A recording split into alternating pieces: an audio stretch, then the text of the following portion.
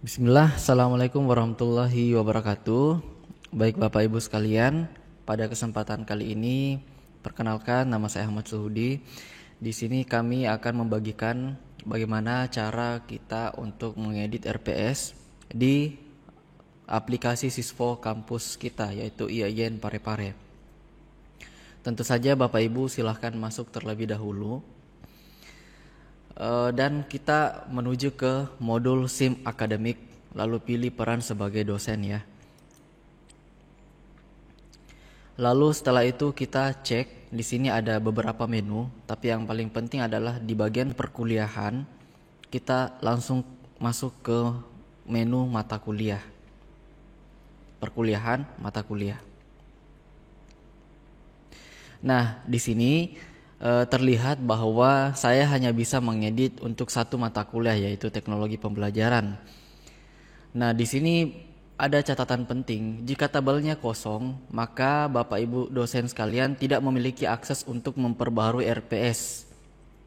Karena yang bisa memperbaharui RPS adalah dosen pengembang RPS atau dosen koordinator pengampu mata kuliah.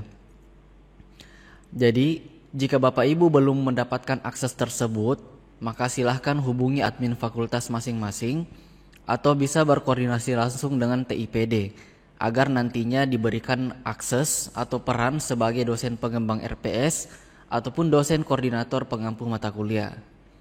Oke, jelas Bapak Ibu ya. Nah, di sini ketika kita lihat ada bagian detail ya, ada icon mata seperti ini. Nah, untuk mengedit RPS kita perlu mengklik icon tersebut. Klik detail.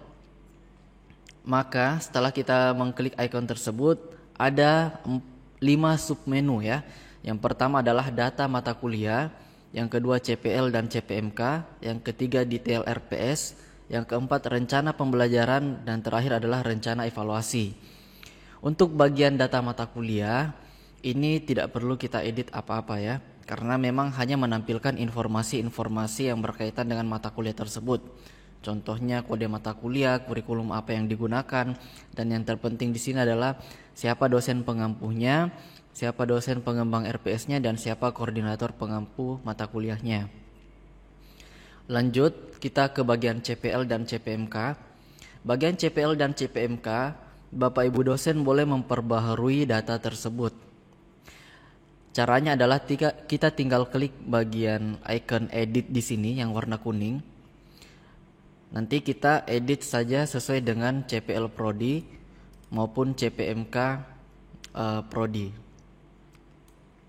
Nah, untuk di sini, untuk bagian ini adalah daftar CPMK. Bapak Ibu boleh mengisikan sub-sub CPMK ya. Nah, kan ada CPMK dan ada sub-sub CPMK. Nah, di kurikulum terbaru nanti CPMK-nya tidak sebanyak ini Bapak Ibu ya, karena biasanya satu CPL itu ada 3 CPMK. Nantilah sub CPMK-nya yang banyak.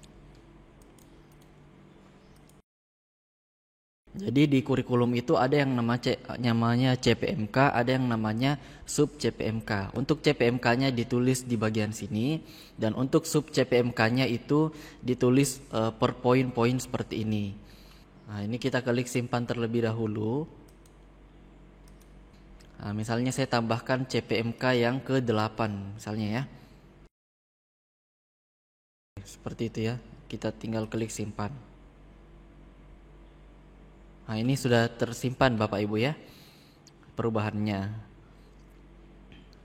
Oke, lanjut kita ke bagian yang ketiga, detail RPS. Nah, di sini Bapak Ibu juga bisa mengubah untuk detail RPS-nya, yaitu adalah deskripsi mata kuliah, terus tujuan mata kuliah, materi pembelajaran, pustaka pendukung, media, perangkat lunak, media perangkat keras, dan yang paling penting adalah dokumen RPS-nya jangan sampai lupa di-upload.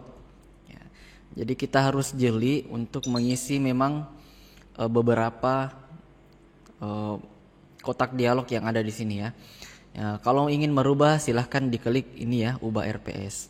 Nah, di sini ada tanggal penyusunannya, Bapak bisa ubah ya. Misalnya mau menggunakan tahun 2024 ya, tahun ini. Nah, seperti itu.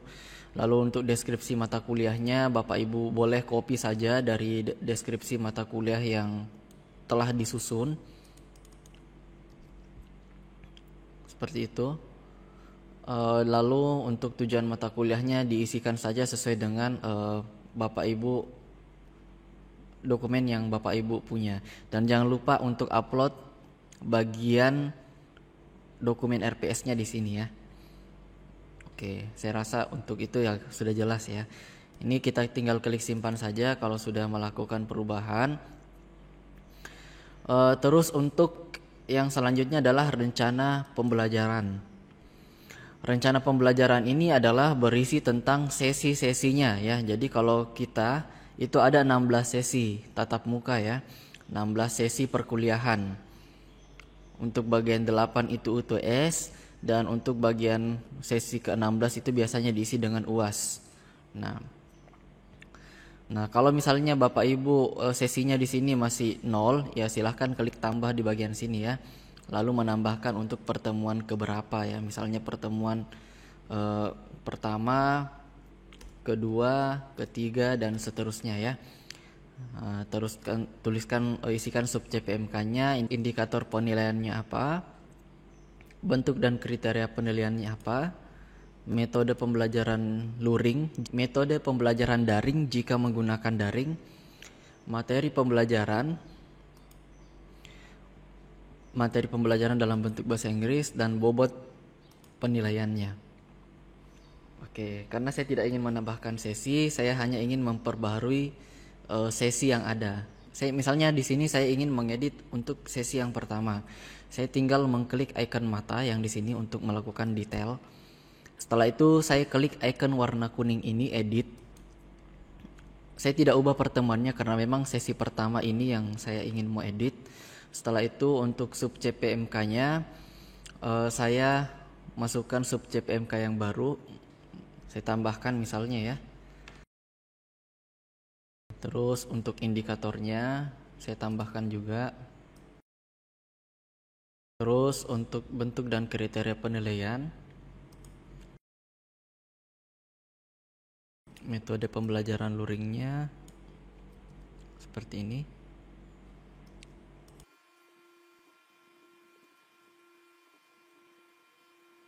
Untuk bobot penilaiannya saya isi 3% saja ya, karena masih pertemuan pertama. Setelah semuanya terisi ya dengan baik, usahakan yang warna merah-merah itu wajib diisi Bapak Ibu ya, yang warna-warna merah ini. Kita klik simpan. Ya, maka RPS-nya sudah diperbaharui ya, sudah diperbaiki. Terus untuk yang terakhir adalah rencana evaluasi. Jangan lupa Bapak Ibu mengisi ini karena di kurikulum OBE nanti ini menjadi faktor yang penting juga untuk di RPS-nya. Nah, kita klik edit saja bagian sini. Nah, di sini bobotnya itu harus berisikan 100% Bapak Ibu ya.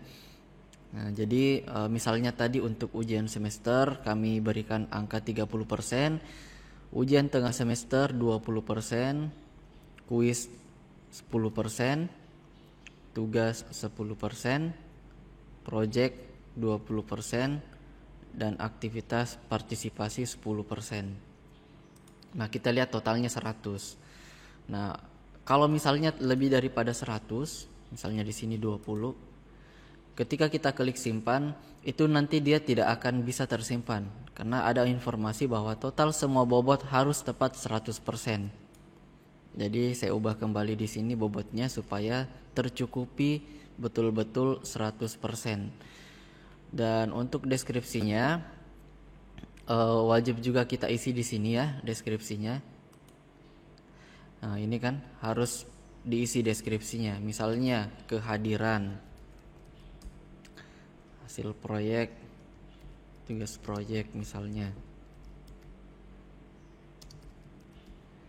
kognitif ya, makalah,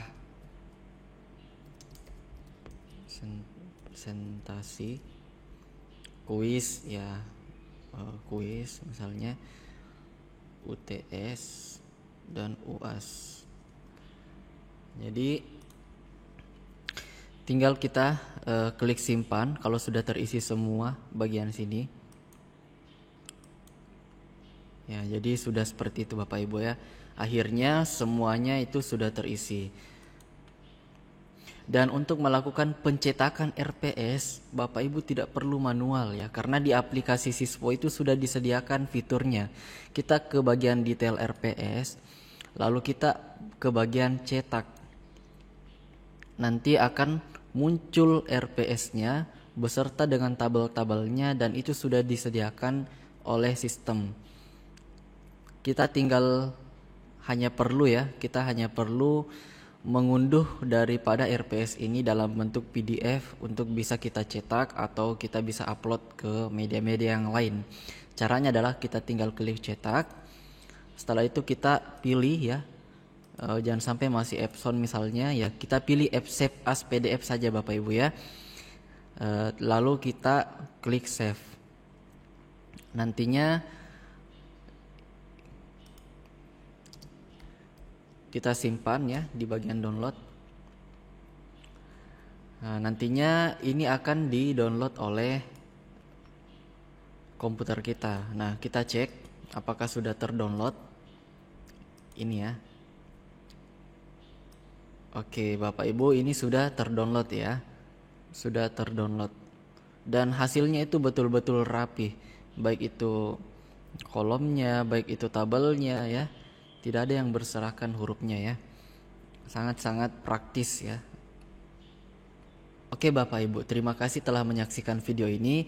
Mungkin cukup sekian saja untuk video tutorial kali ini, bagaimana kita memperbaharui RPS di prodi kita masing-masing.